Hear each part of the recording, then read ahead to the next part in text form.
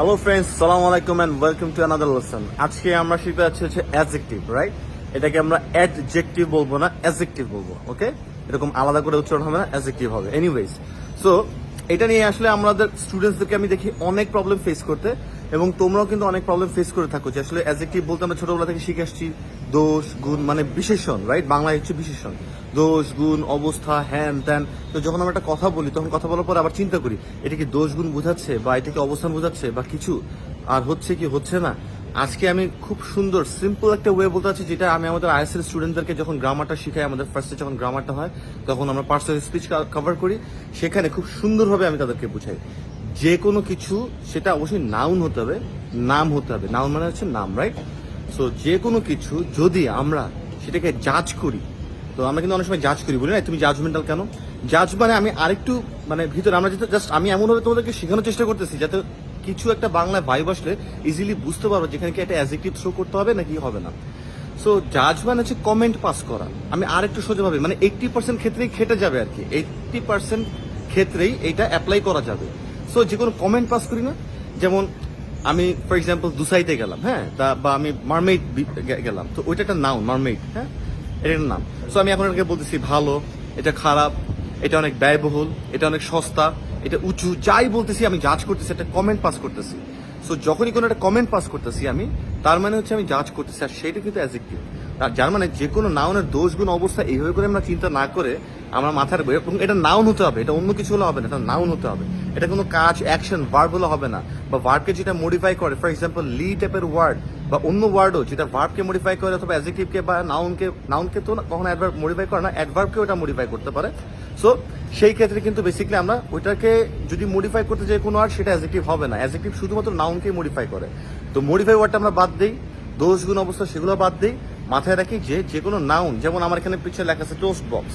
So এখানে কিন্তু basically মানে অনেক ধরনের যে ওই যে বললাম কায়া বাটার, সেটা কিন্তু এখানেই পাওয়া যায়, এইসব জায়গাতেই বেশি পাওয়া যায়, এবং সিঙ্গাপুর এটা খুব অ্যাভেলেবেল। তো আমি যদি এখন এই টোস্ট বক্সকে বলতে চাই এটা খুব এক্সপেন্সিভ, এটা খুব দূরে, মানে এটা দূরে বলতে চাই, মানে এটা উঁচু, এটা নিচু, যাই বলতেছি না কেন, তো এই যে জাজমেন্ট করার জন্য যে কমেন্ট পাস করছি সেটাই অ্যাডজেক্টিভ। আরেকটা জিনিস, আরেকটা সেকেন্ড ওয়েতে আমরা ছোট্টভাবে মাথায় রাখতে পারি, সেটা হচ্ছে ওইটার স্টেটটা কি, মানে ওটার অবস্থানটা কি। অবস্থান বলে সিচুয়েশন, এটা কোন অবস্থা, যেমন লোহাটা গরম, হ্যাঁ, পাতাটা সবুজ। তো আমি যদি জাজ না করতে যাই, আমি যদি এইটাকে আরেকভাবে চিন্তা করতে যাই, সেটা হচ্ছে গিয়ে যে এটার স্টেটটা কি, এটা কোন স্টেটে আছে পাতাটা, আচ্ছা কোন, এটা কি লাল না হলুদ না সবুজ, এটা সবুজ। এটা ফর এক্সাম্পল যে টোস্ট বক্স, এটা অনেক ব্যয়বহুল, এটা কি সস্তা, এটা কি ব্যয়বহুল, নাকি এটা ইউজুয়াল কি ব্যয়বহুল, ফর এক্সাম্পল, হ্যাঁ। তারপরে আমি যদি বলি যে ওইটা খুব সুন্দর, মানে পরিবেশটা খুব সুন্দর, পরিবেশটা কি সুন্দর, মানে পরিবেশের অবস্থানটা কি সুন্দর অবস্থা।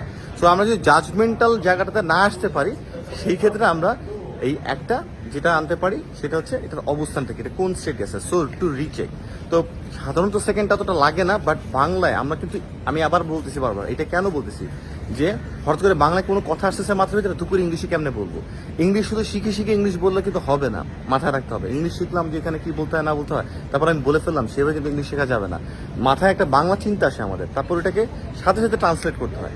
সো এটা হচ্ছে অ্যাডজেক্টিভের জায়গা। যখন আমরা বুঝে ফেলবো অ্যাডজেক্টিভটা কি, তো অ্যাডজেক্টিভটা কিছু শব্দ আছে বাই ডিফল্ট অ্যাডজেক্টিভ, যেমন অনেস্ট, এটা শব্দটাই হচ্ছে একটা অ্যাডজেক্টিভের একটা, মানে এটা অ্যাডজেক্টিভ, মানে honest people, honest man, honest গাই, হ্যাঁ, বা অনেস্ট বয়, এরকম কিছু একটা। তো এটা কিন্তু বাই নেচার এটা একটা অ্যাডজেক্টিভ। কিন্তু কিছু ওয়ার্ডকে আমরা অ্যাডজেক্টিভ আবার বানাতেও পারি। এটা কিন্তু আমাদের লিসনিং এ প্রচুর কাজে লাগে, কারণ আমাদের ফিল ইন দ্য গ্যাপ করতে হয়। সো এখানে অ্যাডজেক্টিভটা মাঝে মধ্যে বসে, এই জন্য আমাদের বুঝতে হবে যেখানে একটা অ্যাডজেক্টিভ টাইপের কিছু আছে, তো কোন ওয়ার্ডটা বলছে। তো অ্যাডজেক্টিভ বানানোর জন্য আমরা কিছু ওয়ার্ডের সাথে পিছিয়ে আর কি সাফিক্স অ্যাড করি কিন্তু, যেমন সিভ, যেমন এক্সপেন্সিভ, রাইট, এই ধরনের সিভ, হ্যাঁ। তারপর কোয়ার্সিভ, এই সব ধরনের সিভ যখনই আসে ওয়ার্ডের শেষে সাফিক্স হিসেবে, সেটা অ্যাডজেক্টিভ হয়ে যায়।